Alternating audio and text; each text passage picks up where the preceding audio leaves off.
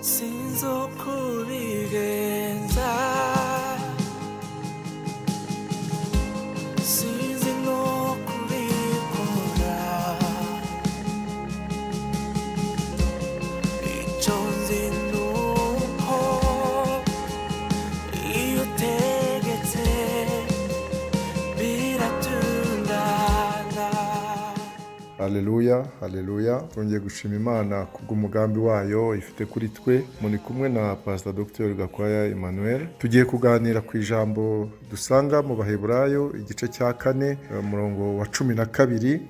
Turavuga ku ijambo ry'Imana, ku ijambo ry'Imana ngo kuko ijambo ry'Imana ari rizima, rifite imbaraga kandi rikagira ubugi buruta ubw'inkota zose, rigahinguranya ndetse kugeza ubwo rigabanya ubugingo n'umwuka, rikagabanya ingingo n'umusokoro, kandi rikabangukira kugenzura iby'umutima wibwira ukagambirira.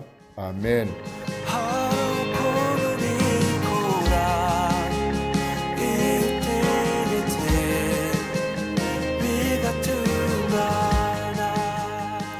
Hano turabona ijambo ry'Imana. Tuzi neza ko ijambo ry'Imana iririnda kugeza risohoye, nk'uko ngo imvura iva mu ijuru igomba gukora icyo Imana yayitumye. N'ijambo ryayo rero Imana iraririnda nk'uko tubibonye muri uyu murongo, kandi harimo ibintu birindwi iri jambo rikora, iri jambo ry'Imana rikora. Some neza murabibonamo muri uyu murongo. Hano rero dusangamo yuko ukuri kw'Imana kwahishuwe na jambo wigize umuntu. Yesu Kristo yaraje kugira ngo tubone ukuri kw'Imana, icyo Imana ishaka ku muntu. Iri jambo rero rifite imbaraga, ngo ni rizima, rirakora kandi ribasha gusohoza imigambi y'Imana. Ijambo ry'Imana rirakomeye cyane. Ijambo rero ry'Imana ni imbaraga nzima, ni imbaraga ishobora irondora, kuko rifite ijisho ribona hose. Ijambo ry'Imana ngo ryinjira kugeza imbere mu ibanga ry'umutima w'umuntu, ndetse no kugeza mu bwihisho bw'ubugingo bwe. Urumva ijambo ry'Imana usomye uriya murongo kuko urakomeye cyane, ugaragaza uburyo ijambo ry'Imana ari rizima, rifite imbaraga, rikagira ubugi ngo buruta ubw'inkota zose. Ubugire, urumva ukuntu ijambo ry'Imana rikomeye rishobora icyo rikora, ngo rigahinguranya ndetse kugeza ubwo rigabanya ubugingo n'umwuka. Kuko tuzi ko umuntu afite ibice bitatu, hari umubiri, hari ubugingo, hari n'umwuka.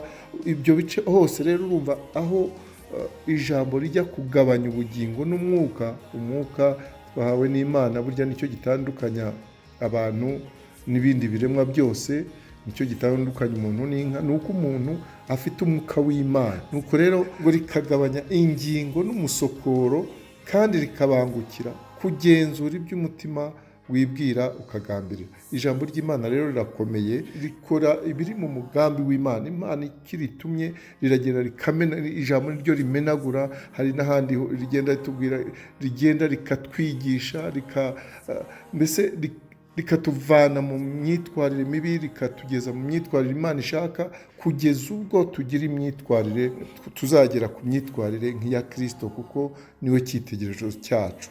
Nta kintu na kimwe rero twakoze jambo yahishwa na kimwe, kandi ni umurimo w'ijambo urahambaye, kuko ugeraho hose kugira ngo ushyire hanze uko umuntu ameze, kugira ngo ashobore kwikosora. Iyo rero ufite umwuka wera, ijambo ry'Imana rigufasha kujya mu murongo mwiza, kuko umwuka wera nawe aza kubwira, akwereka ibyo Yesu akunda nk'umukwe, akwereka uko ugomba kwitwara, uko ugomba kwikosora, kugira ngo ushobore kunezeza umukwe. Nk'itorero rero tugomba kugendera ku ijambo ry'Imana, kimwe n'umuntu ku giti cye akamenya icyo Imana imubwira mu ijambo ryayo, kugira ngo akosore ingeso ze, kugira ngo anezeze umwami. Reka rero dushime Imana nanone ko ijambo rye rikomeza kudukosora, kutwereka ibitagenda kugira ngo dushobore gukora ibyo umwami Imana ashaka, tuzashobore kubana nawe. Kuko impamvu tugomba kubirika ibyo byose ni ukugira ngo twitoze kuzabana n'Imana mu gihe kizaza. Uwiteka rero abahe umugisha kandi abagirire neza mu izina rya Yesu. Amen, amen, amen.